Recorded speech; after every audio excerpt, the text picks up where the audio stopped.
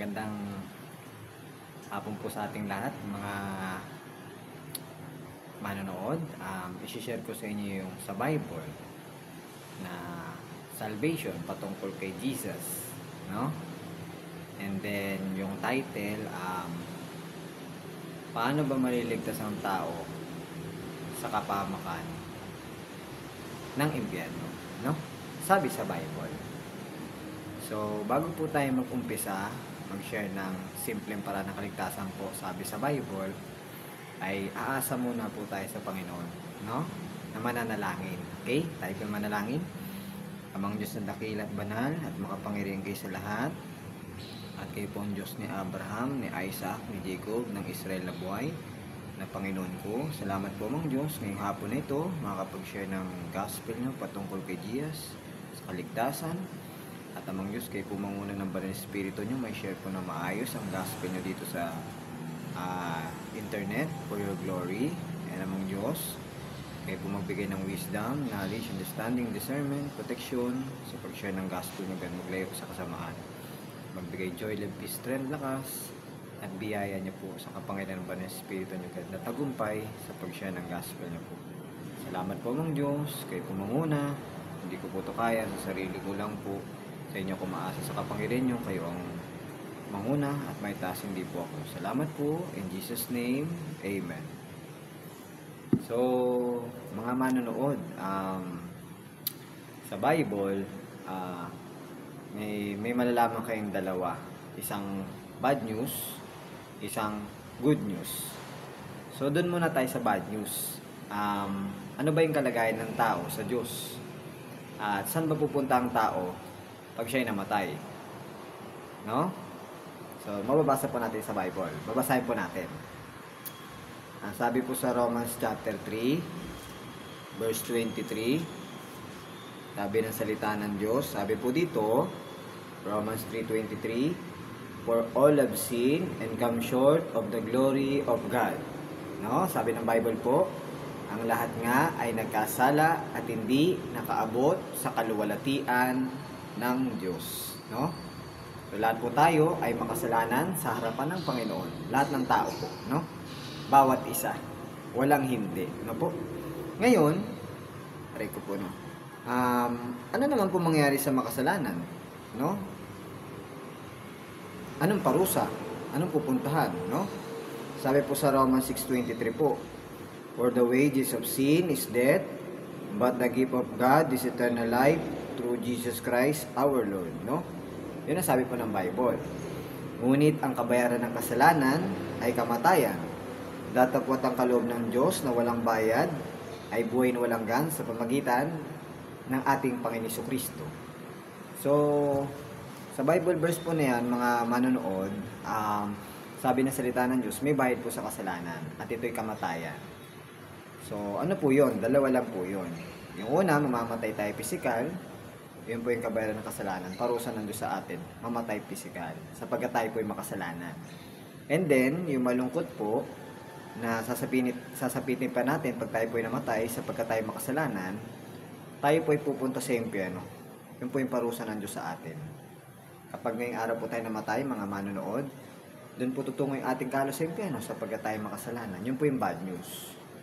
Anumang oras tayo mamatay, yun ang pupuntahan po na malungkot. At same time po, nakakatakot.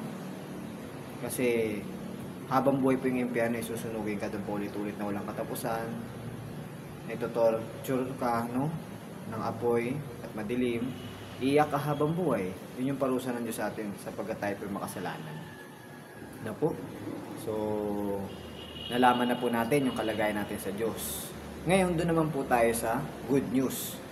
Yung good news naman po, sabi sa Romans 5:8, yung magandang balita naman po. Romans 5:8, but God commended His love toward us, in that while we were yet sinners, Christ died for us. So, yun po, no? So, sabi ng Bible, ngunit pinatunayan ng Diyos ang pag-ibig niya sa atin, sa ating mga makasalanan, nang minsan mamatay si Kristo para sa atin. So, si Jesus Christ po, no? So, alam niyo po, nakalagay po dyan, minahal po tayo ng Diyos, tayong makasalanan, At si Jesus Christ po ay namatay para sa atin. Bakit po? Bakit po siya namatay? Siya po ay napako sa krus. Si Jesus po. Napako po si Jesus sa krus. Namatay. Nilibing. At nabuhay sa gatlong araw po. At nabubo po yung dugo ni Jesus sa krus. Kasi binayaran niya po yung kasalanan doon sa krus. Para ang tao po maligtas forever sa impyerno. No? Yun kasi yung punishment na pupuntahan po natin. Binayaran ni Jesus doon sa krus. Yung penalty ng sin, yung punishment. Kaya po nag-suffer si Jesus sa cross to pay, no? The price of sin. And then, upang bigyan din po tayo ng kapatawaran sa kasalanan dahil po sa dugo ng Panginoon Jesus na mapatawad tayo, no? Sa sala. Na po. Kaya ang kagandahan po, meron na tayong Savior, meron na po tayong tagapagligtas. Ito po ang Panginoong Jesus, no? Siya lang po ang tanging daan paraan sa kaligtasan. Wala na pong iba. Sapat na po yung ginawa ni Jesus doon sa krus para maligtas tayo doon sa impyerno, no? Yun po yung ransom, pantubos, pampalubag loob, no? Yung ginawa ni Jesus sa krus. Yun po yung sapat, wala nang iba, no? Para maligtas tayo sa impyerno at tanggapin sa langit, no? Yun lang ang daan si Jesus para ang tao tanggapin sa langit, no? Wala na pong ibang daan, si Jesus lang po. And then, sabi po ng Bible, mga manonood, may utos po ang Diyos sa atin. Sabi po sa Acts chapter 20, ano? Ayo sa Acts chapter 20 po, verse 21. Sabi po ng salita ng Diyos dyan, testifying both to the Jews and also to the Greeks, repentance toward God and faith toward our Lord Jesus Christ. So, doon, mga manonood, ay sinabi ng Diyos, inuutosan yung Hudyo, ibang lahi, Greeks, na repent, no? Magsisi sa kasalanan. Tumalikod sa kasalanan, no? Turn away. Repent, no? And then, change of mind, change of heart, magbagong isip, magbagong puso, talikuran yung maling landas, maling direksyon. Yung kasalanan, no? And then, aminin sa Diyos na ikay makasalanan, hindi mo kaya maligtas ang yung sarili, no? And then, humingi ng tawad sa Panginoon Jesus, no? Sapagkat sa Diyos tayo nagkasala, sa Panginoon Jesus. And then, sabi ng verse po diyan, manumbalik tayo sa Diyos, no? Magtiwala, manampalataya po sa Panginoon Kristo na anak ng Diyos. Ano? Sabi ng Bible.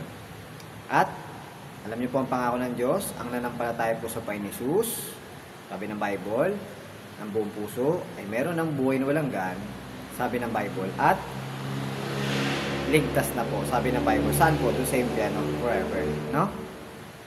At yun na nampalataya po sa Panginoon Jesus, ay nakimit na yung eternal life, yung buhay na walang gan, regalo ng Diyos. Si Jesus po yun, no? Yung tinanggap nyo na buhay na walang gan. So ngayon po, yun lang ang paraan sa kaligtasan. Faith alone to Jesus, no? To save us, no? Ngayon po, ma-pray tayo sa Diyos ng isang pagsisisi at pagtanggap sa Panginoon. Tayo pipikit po at kayo sumabay po sa panalangin, okay? So, pipikit na po tayo, mga nanalangin. Panginoong Hesus, inamin ko po na ako'y makasalanan, nagsisisi, tumingi ako ng tawad ng buong puso ko sa inyo, at tinatanggap ko kayong Savior ko, Panginoong Hesus, ng buong puso ko. At Panginoon Hesus, nananampataya ako ng buong puso ko na kayo ang anak ng Diyos at yung ginawa niyo po sa krus, ang inyong pagkamatay, pagkalibing at muling pagkabuhay, aking pinapanampalatayanan ng buong puso, Panginoon Hesus. At Panginoon Hesus, nananampataya po ako ng buong puso ko na kayo ang Panginoon at binuhay ng Diyos sa mga patay. Kabagan niyo po ako, Panginoon Hesus, isang makasalanan, nailigtas niyo po sa impyerno.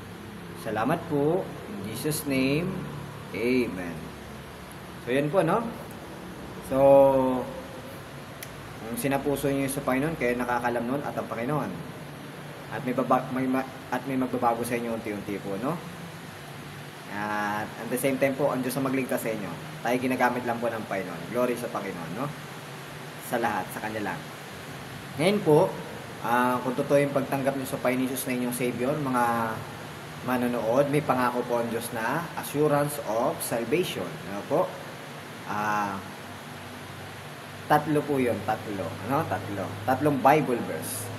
So, basahin po natin yon. Sabi sa John, chapter 1, verse 12. Sabi po sa John, chapter 1, verse 12, "But as many as receive Him, to them give the power to become the sons of God, even to them that believe on His name." So, mga manonood, kung totoo niyong tinanggap si Jesus Savior at sinampalataya ng buong puso, sabi ng Bible, tayo ay binigyan na ng karapatan, kapangyarihan, maging anak ng Diyos. No? Ibig sabihin, tayo ay kabilang na sa pamilya ng Diyos. May relasyon sa Panginoon, at ang anak ng Diyos, mamumuhay sa kabanalan, no? At pag ang anak ng Diyos hindi pwede magpatuloy sa pagkakasala, no?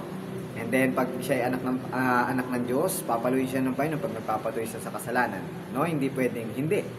Dahil pag hindi tayo pinapalo ng Diyos, pag tayo nagpapatuloy sa kasalanan, magtaka po tayo. Ibig sabihin, hindi po tayo anak ng Diyos. Anak pa rin po tayo ng kalaban ng Diablo, si Satanas, no? Napapuntang impyerno. So, tandaan niyo po, ang anak po ng Diyos ay may relasyon sa Panginoon at sa langit na pupunta. May bahay na gintunan nila ng Diyos. Yung anak ng Diyos yan, yan ang pangako ng Panginoon sa mga tumanggap kay Jesus Savior na nampataya. At may relasyon na sa Panginoon, no? At hindi siya pwede mamuhay sa kasalanan, no? Papaluin siya ng Diyos. Yan, no? So, yan po yan, na pangako ng Diyos. So, kagandahan, magbabago unti-unti ang buhay mo, no? Sapagkat ang Diyos ang nagbabago ng buhay. Yan. So, at the same time po, yung pangalawa, sabi naman po sa John, chapter 10, verse 28, ito pa po, John chapter 10 verse 28, "And I gave unto them eternal life, and they shall never perish, neither shall any man pluck them out of my hand." Yan. So, mga manonood, yung nanampalataya sa Panginoon Jesus, meron ng buhay na walang hanggan. At sabi din ng Bible po, hindi na siya mapapahamak. Saan po? Doon sa impyerno kahit kailan, forever. Hindi na siya pwede ito mapahamak. Sarado na ang pintuan ng impyerno para sa kanya, sapagkat siya ay palangit na, no? And then, sabi ng Bible po, hindi na siya maaagaw sa kamay ng Ama, no? Pagdating sa kaligtasan. Kaya ang kaligtasan, sabi po ng Bible, hindi na nawawala. Forever yan. Once saved, always saved forever, no? Sabi ng Bible. Kasi ang may ako sa kaligtasan ng Ama, hindi po tayo, no? So, yun ang kagandahan, assurance of salvation na bigay ni God. Na hindi mo kailangang matakot na nawawala ang kaligtasan, natatanggal o nabubura. No. Sabi dito sa verse 8. No? Hindi ka na mapapahamak sa impyerno, nanampatay sa Panginoon Jesus, may buhay na walang gana. At hindi na natatanggal ang kaligtasan. Sabi sa Bible. No? And then, hindi ka na maagaw sa kamay ng Ama pagdating sa kaligtasan. Okay? Kasi pag tayo po nakahawak sa kaligtasan, pwede po mawala. Pero pag ang Diyos Ama nakahawak sa kaligtasan sa atin, hindi na matatanggal. No? Hindi matatanggal. Hindi pa lang, yan, hindi matatanggal. Pero pag tayo nakaawak sa kaligtasan, matatanggal pa. No? Sample lang po yun, no? And then, yung pangatlong verse po, Ephesians 2:8-9. Yan, kailangan niyo po yung marinig. Ephesians 2:8-9, sabi po ng Bible, sa salita ng Diyos. Yan. Ephesians chapter 2 verse 8-9, sabi po dito, "For by grace are ye saved through faith, and that not of yourselves, it is the gift of God." Verse 9, "Not of works, lest any man should boast."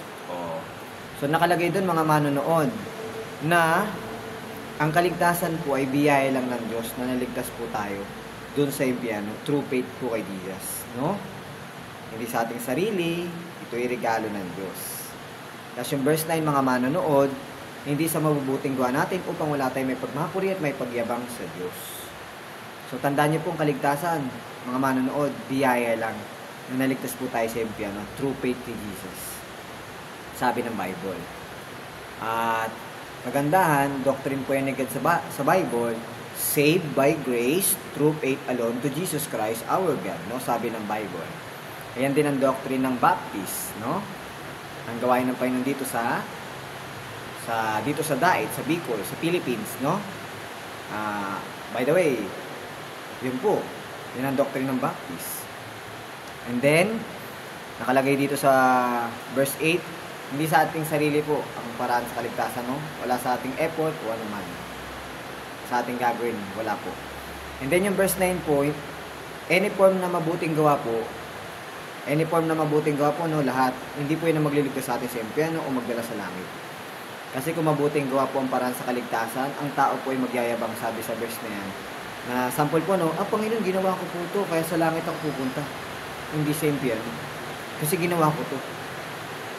Mabait ako, mabuti ako, religyoso akong tao, nagbibigay ako. Hindi ako nagawa ng kasalanan, no? Lahat po yan, any form yun na mabuting gawa. Pero sabi po ng Bible, hindi po yan ang magliligtas sa atin doon sa impyerno o magdala sa langit. Hindi po yan ang paraan ng kaligtasan. Kaya tandaan niyo po yun sa verse 9. Tama pong gumawa ng mabuti.